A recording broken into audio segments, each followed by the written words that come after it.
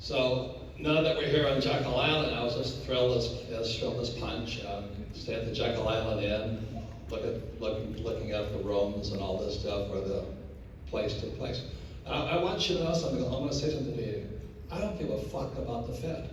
Woo! Yeah. In the Fed.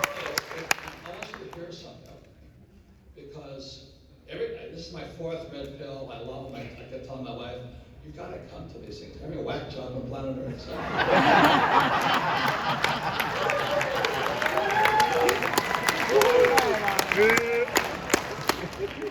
And I come to learn like anybody else.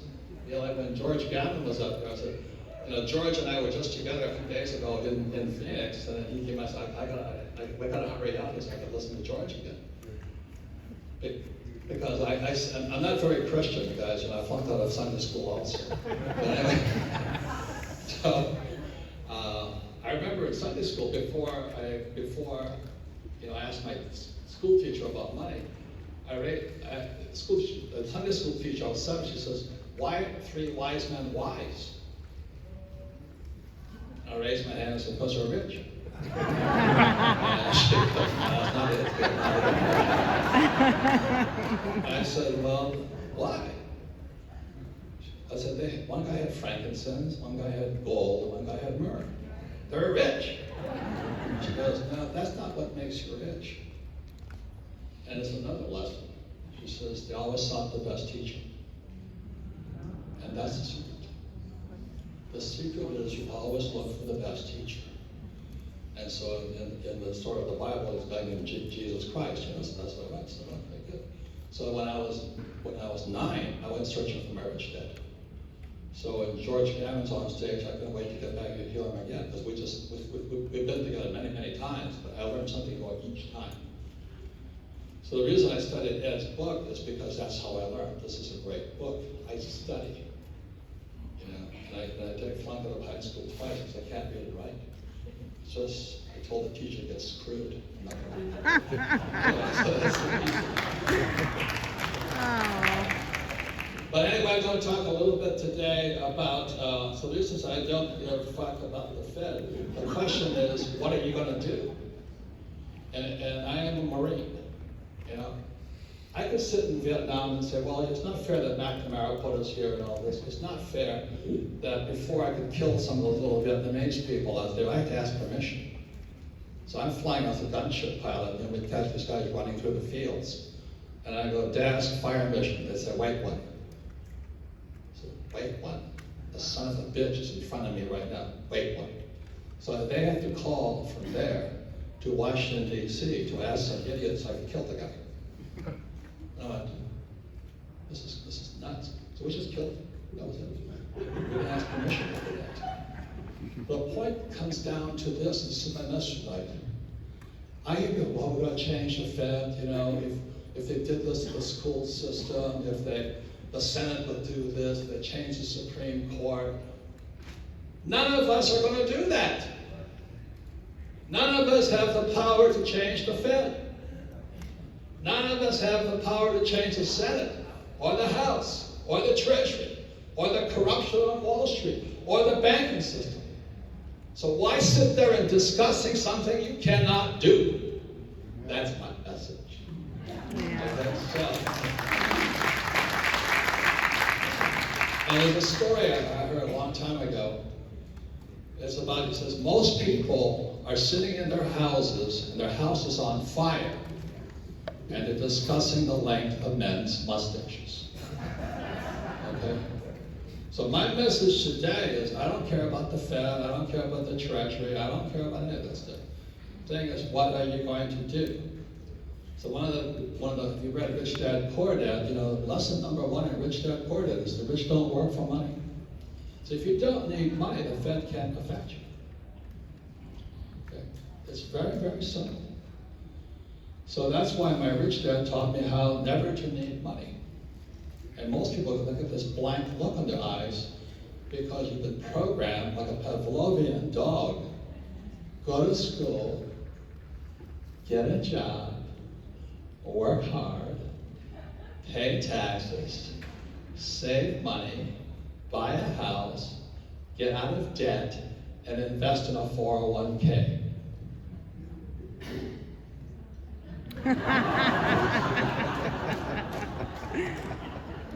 That's my message. Anyway. Oh, gosh.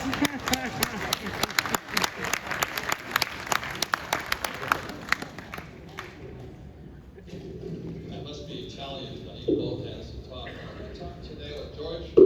George mentioned yesterday. And the way I got through school was I doodled. So I wrote Rich Dad Poor Dad, I just doodled. You know, I take complex things, I doodle.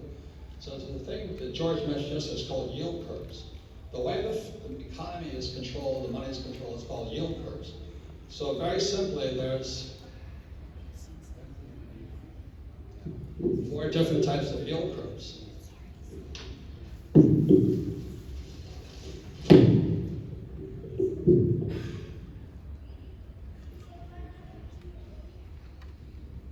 Who knows the name of that yield curve?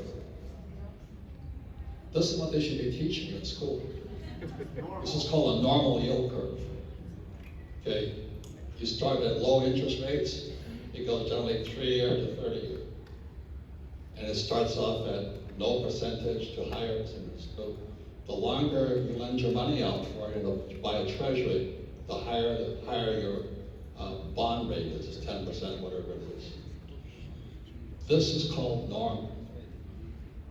And the way the banking system works, they borrow short. It's exactly as George talked about, the Cantillon effect. They borrow short, they lend long.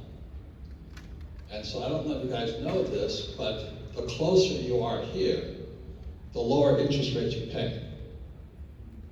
That's the game. So you want to get as close to the inside as possible. And the farther out you go, the poorer you are, the higher interest rates you pay.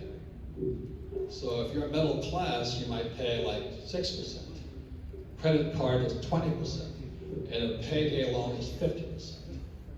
So the poorer people are, the farther out the yield curve they go, and as far as interest rate goes. And that's why they have this gap just skyrocketing right now. And that took me about 2 minutes to explain.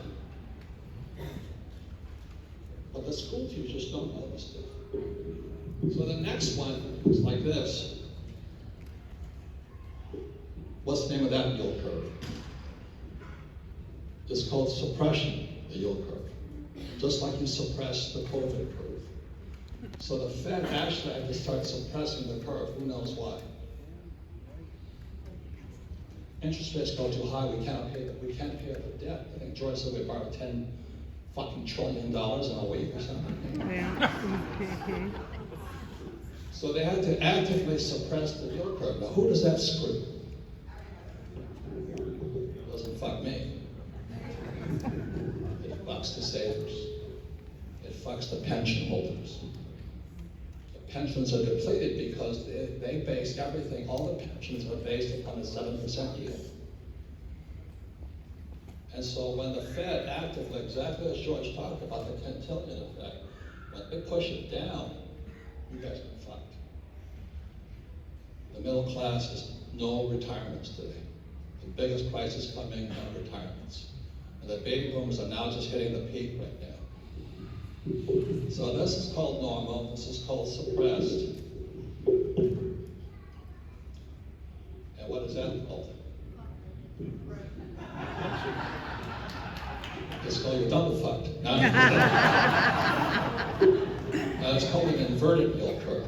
So the short term is now more expensive than long term. So if I borrow 30 years, I get a better rate. But nobody's going to do it, because what does this mean? It means the economy is heading into recession or depression. So this started happening in 2018. Okay? So then what happened on September 17th, 2019 was a thing called a fire in the repo market. And the average guy has no idea what the repo market is. The repo market is where the investors come in to back up the banks. And And none of the investors wanted to back up the banks. So the banks were out of money.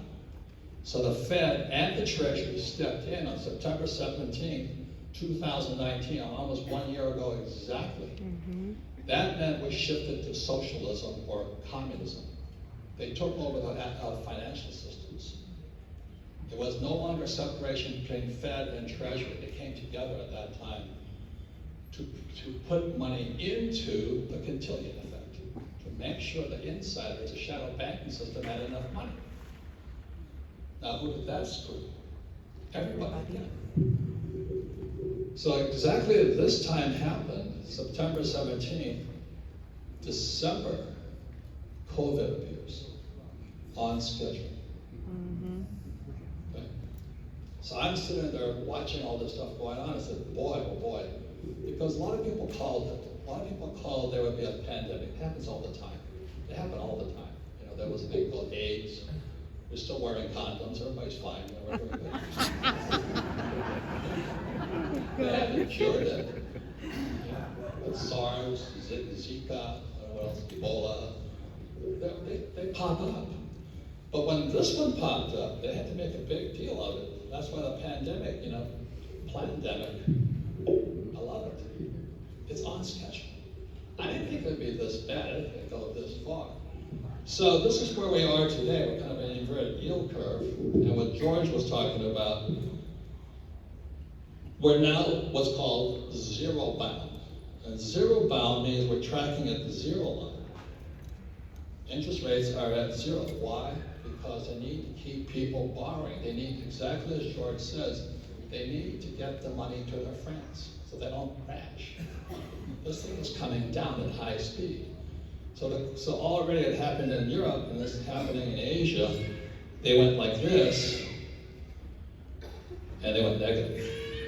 And George mentioned it in brief last night. What happens if it goes negative? It crashes. If the U.S., because we're the reserve currency of the world, if the dollar goes below zero, the interest rates go below, the yield goes below zero, all the banks crash. And I think that's why Buffett, in whenever he did it, he dumped his banking shares. Because banks are going bust.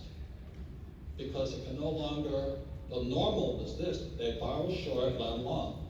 So they borrow at 2%, they lend it out at 50% to like payday loan companies and things like that. But that's the game. It's always based on debt. I heard Trump say it. He says, I don't care, I'm a debt guy.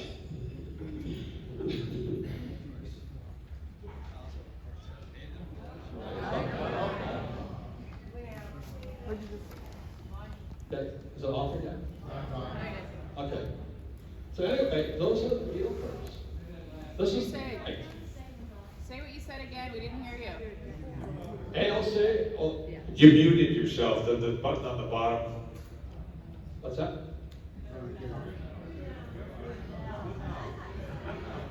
It's on. Okay. Okay. Anyway. So this curve can you hear me? Okay. This is zero bound. If it goes negative, the whole system of the world collapses. Now, throughout history, it's really simple. That's what I'm saying. I don't give a fuck what the Fed does, or the Treasury, or Wall Street. Because throughout history, if you look at history, the 5,000 years has actually been money. When a fiat system always collapses, it always goes back to gold and silver. So you got gold and silver guys out there. And I'm not kidding you. You know, when I was looking for gold in Vietnam, that's when I got the lights went on. This little Vietnamese woman knew more about money than I did. She didn't have a college degree. So I just started buying gold and silver, gold and silver, gold and silver. Today we have millions in gold and silver. Coins, no ETFs. Now you don't get rich with one silver coin, but several million you get rich. So I've been buying it for like $2, $3, $2, $3, and all this. Today they're still $20. And I tell people, why don't you just buy some silver coins? Oh, no, too risky. Silver bullion. I can't afford the gold. $2,000 an ounce. So this is where I got my over today. It's not rocket science. So today I own gold, silver, Bitcoin. Why Bitcoin? I don't know, but I'm going to find out.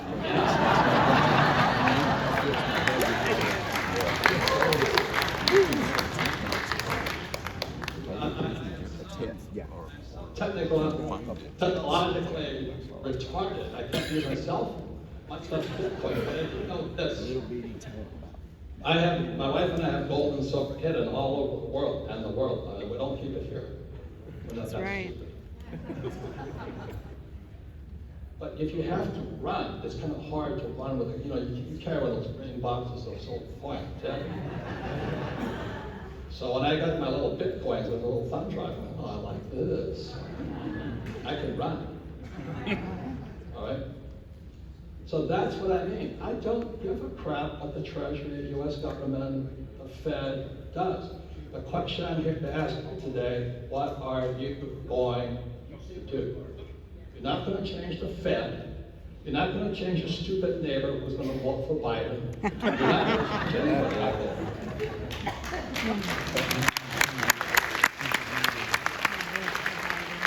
By the way, I'm not Republican or Democrat, but Donald Trump is my really good friend. Everybody.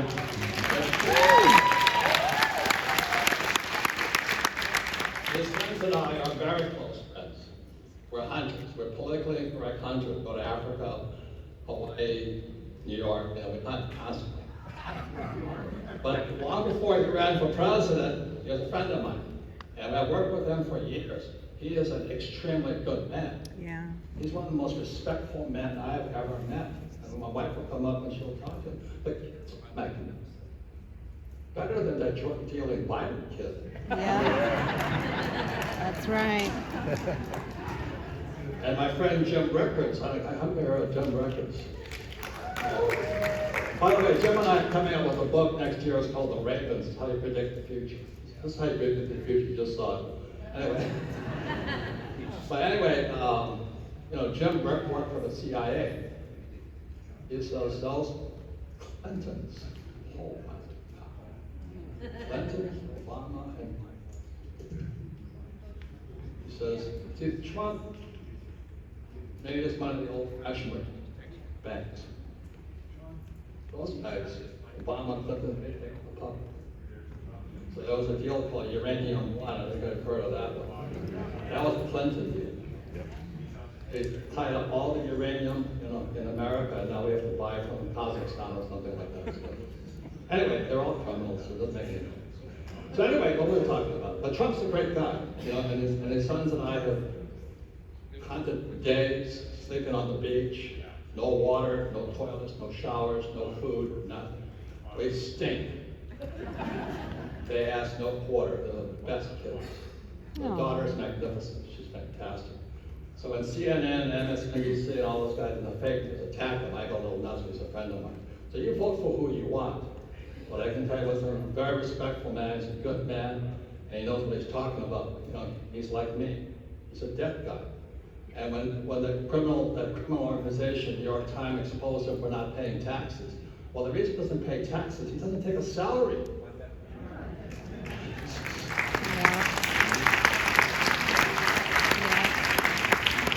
If you understand taxes, you wouldn't have a job either. And when they say, when Biden says it's going to tax the rich, it's not going to tax the rich. It's going to tax the middle class.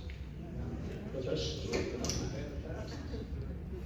You don't have to pay taxes legally if you know what you're doing. That's why we're real estate.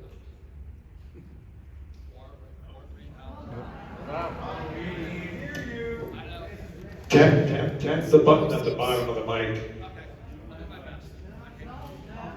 There's a button at the bottom, it'll turn the mic to the little light there. Hello? Yeah. This is the worst equipment I've ever worked with.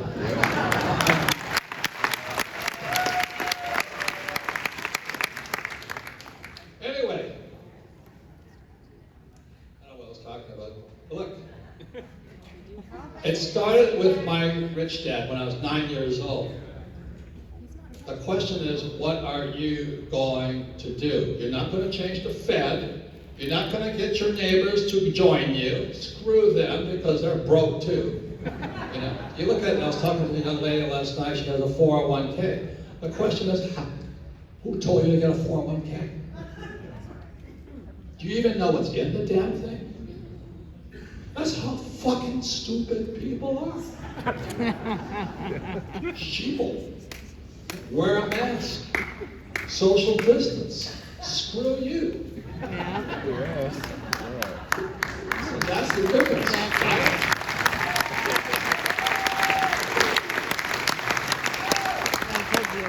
So you can vote for Trump, you can vote for Biden, you can vote for the real president. You guys know who it is, right? Kamala Harris. She's the new president. One way, you know, Biden ain't gonna last. It's gone. So anyway, I don't care. That's what I'm trying to say to you guys. You know. So we're going to leave with this idea of what are you going to do? If you understand yield curves, study, and all this stuff. It goes below zero. You're going to be begging that guy out there for some silver. Okay, because historically, it always goes back to gold and silver. God's money. Gold and silver are God's money. Bitcoin's people's money. That's very simple. Thanks.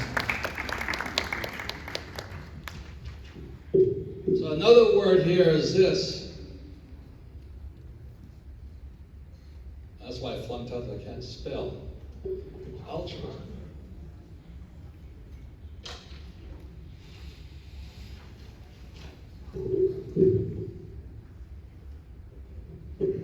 So I was reading Ayn Rand's book, you know, Atlas Shrugged. And she speaks about altruism. And she said something that was profound. Again, it's not reading, it's study. So she says, altruism is the reason we're screwed up. And now all the other people got all upset with her and they said, you know, she says, fuck everybody else. I'm going, that's harsh, man. No, she didn't say it, I'm a Marine. That's how we say it, you know. It goes like this. I didn't understand her. I said, I listened to it, I reread it and all this. And finally, what she said is this: altruism leads to liberalism. Liberalism leads to socialism. Socialism leads to totalitarianism. And because we're nice, kind people, and we want to help thy neighbor.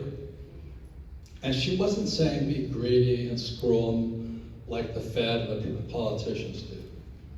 She says you better take care of yourself first. Yeah.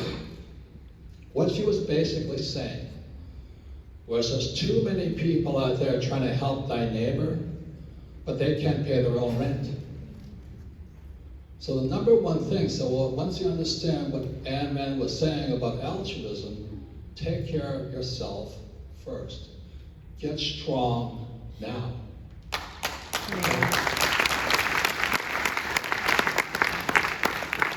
So it doesn't mean being greedy, which CNN probably said, what about all this stuff and all this.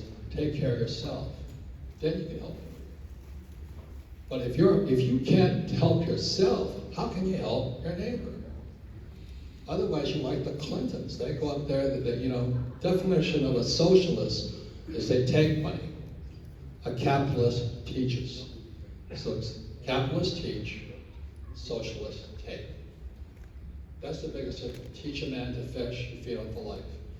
Take the man's fish, he's dead. Okay, so that's what they take.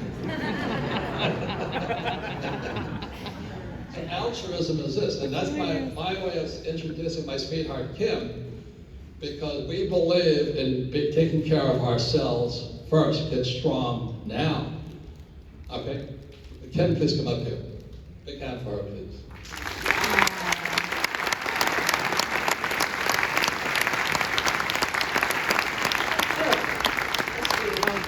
That's right.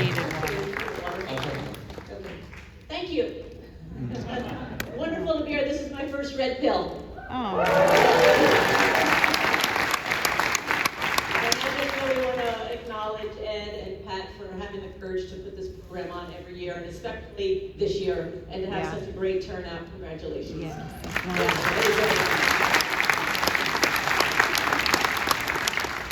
So, let's show us so what happened for Kim and I, obviously she's the beauty and I'm the beast. And when she met me, I had no money because being an entrepreneur, I'm always kind of in between next startup, And I was crashing and burning, crashing and burning, crashing and burning. And when she met me, I had no money. So I know she didn't marry me for my money. Not only did he not have money, he was about $750,000 in debt, bad debt, from a previous business. Not a previous wife, a previous business. But anyway, when I asked him to marry me, this is 84, we've been how many years now? 84 we met. Yeah, but how many years have we been married now? 34 in November.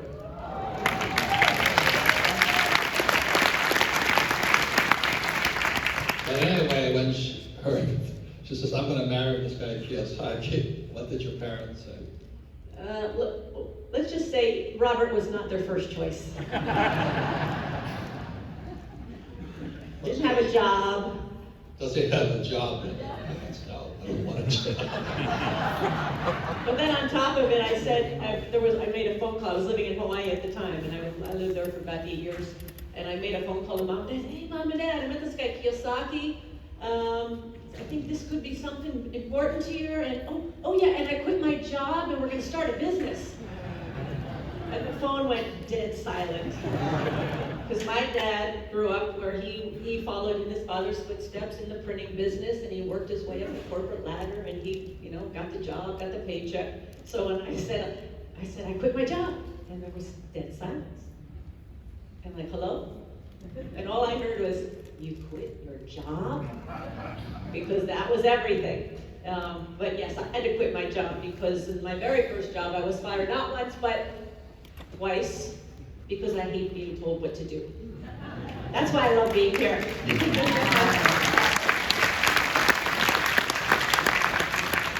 So it took us about, we started off, we started teaching, went all over the world teaching. And then we were retired in 10 years. I was 47 and she was 37. And again, our thing is take care of yourself first. You have got to get strong. If you're strong, they'll always get you. So that's why you show them. Yeah, so what happened is in 1994, we were financially free, and people thought, oh, we had millions of dollars. No, we just had $10,000 a month coming in from our real estate investments and other investments, but only $3,000 a month in living expenses.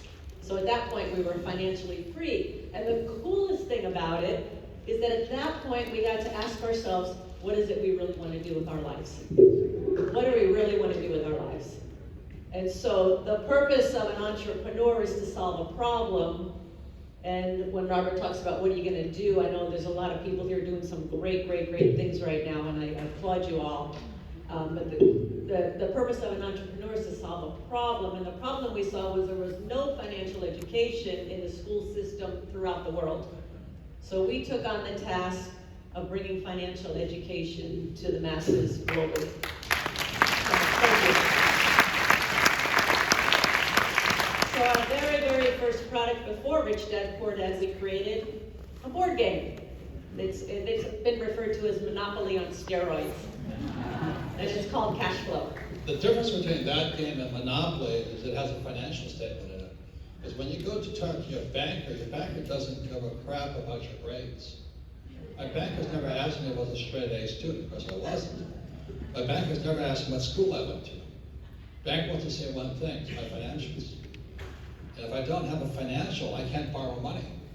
Because after you guys all know this, in 71, money became debt.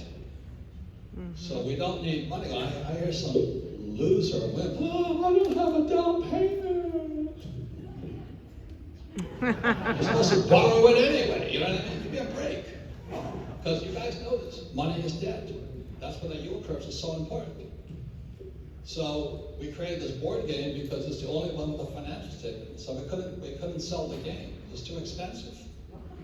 So we had to do the entrepreneurs create. Next thing we created was a thing called Rich Dad Poor Dad. We wrote Rich Dad Poor Dad as a brochure, right? That's right, started as a brochure because we made 1,000 games, manufactured 1,000 games, and then we had to figure out how we gonna sell it. We did a little bit ass backwards.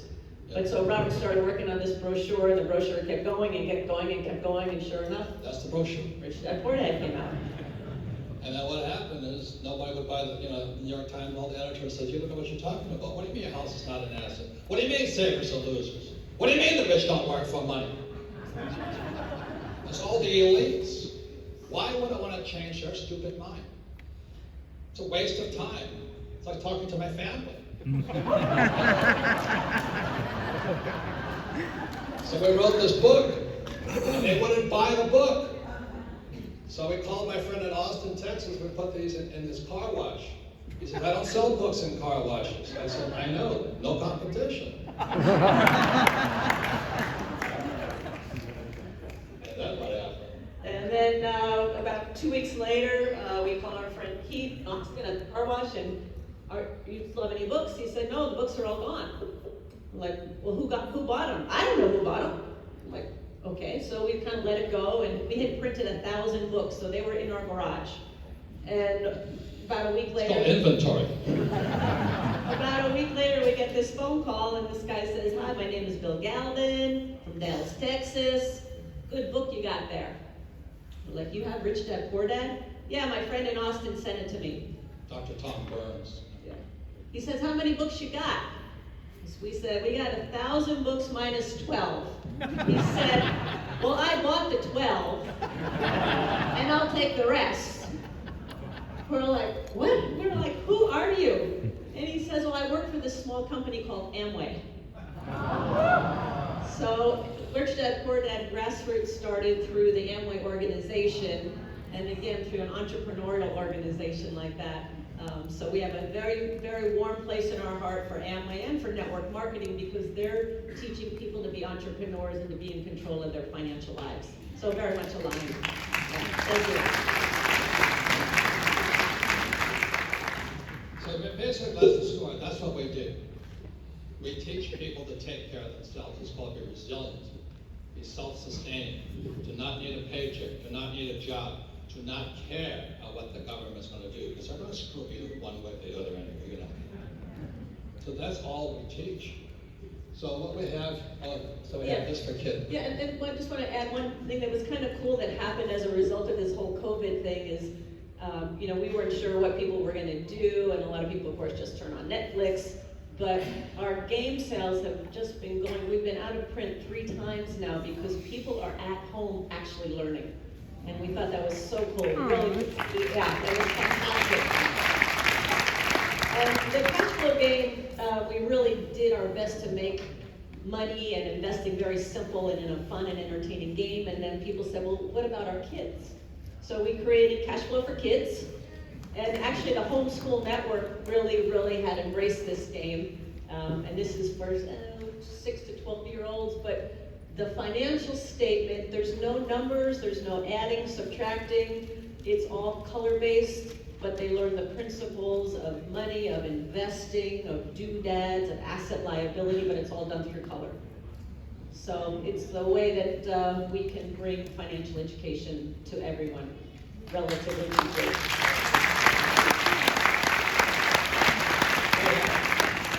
We have thousands of clubs all over the world. That's what we're doing. And we're teaching people, take care of yourself. God helps those who help themselves. Unlike the Clintons, God helps those who steal from others, you know what I mean? But I mean, this is the only difference there is. This is Poor Dad here. High-paying job. Poor bastard. Got sucked into that one, At 9 years old, my rich dad said, this is where it's at. There's 4 kinds of asset classes. There's businesses, there's real estate, there's paper, which is stocks, bonds, mutual funds, ETFs, and commodities, gold, silver, oil. The other thing that they don't teach you at school is your largest expense is tax. Okay. So, if you have income coming from the asset column, you bypass the taxes. When you borrow money, Tim and I are about 600 million in debt.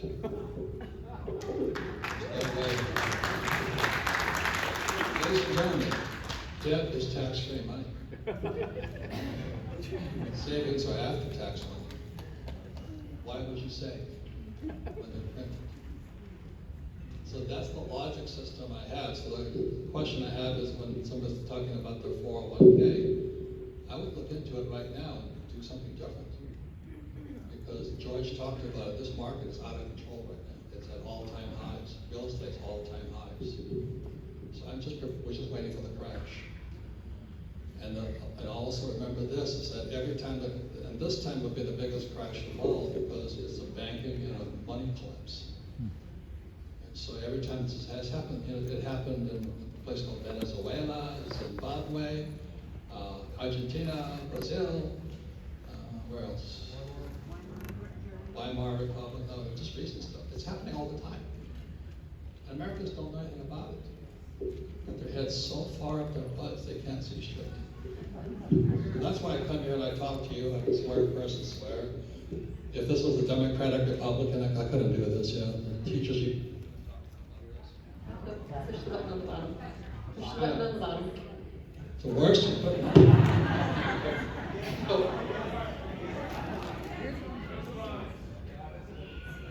I'm just gonna, you know. This, what are you gonna do? This is what we teach, this is what we do. We teach people to take care of themselves first. How can you help somebody else when you can't even pay the rent? Yeah. How can you tell somebody to get a job when you're not making enough money in your job? You know, how can you tell somebody about anything when you can't do it yourself? That's the trouble with a school teacher. I did not like those guys. My whole family, I didn't like them. They talked about things they did not do. One thing about the Marine Corps, I knew who my teacher was because if that couldn't fly, we were dead. Another thing I'd say is that I went from Pensacola, Florida to Camp Pendleton, and we were now transitioning to go to Vietnam. I made sure all of my instructors had just come back from Vietnam. I didn't want an instructor who hadn't been in Vietnam. You choose your teachers wisely. I'm alive today because I made that distinction between good teachers, bad teachers, teachers who practice what they teach. So in closing, we're going to get out of here. If you want to say one thing. We have an all close. So we have games, 2 games, and a rich woman and a rich dad book. We'll autograph them. And Has any women read Rich Woman?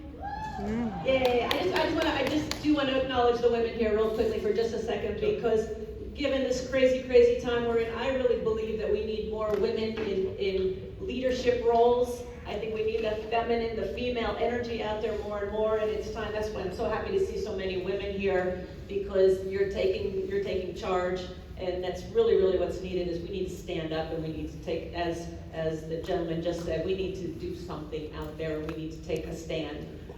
But I just want to say there's a great thank you. I just want to leave the women with a great quote I just heard the other day, and it said, "Here's to financially independent women. May we know them, may we be them, and may we raise them."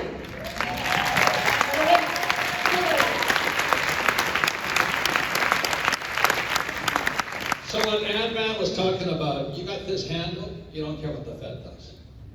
You got this handle, I don't care what Biden or Kamala does. I don't give a shit. I got this handle. Kim and I go to George and go to St. Mark's or someplace. Let's say words. The point here is this: you take care of this, you take care of yourself, you take care of your families. That's what we're not teaching. So we have 2 board games and 2 books. We have a cash flow game, a cash flow for kids, Rich Dad, Poor Dad, and Rich Woman. And the offer is?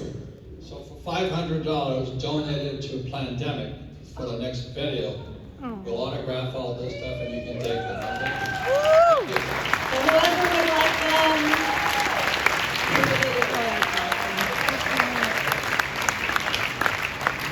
So what do you want to do? What do you want to do? Who would like this? Right there, standing up. Most energy wins. All right, thank you.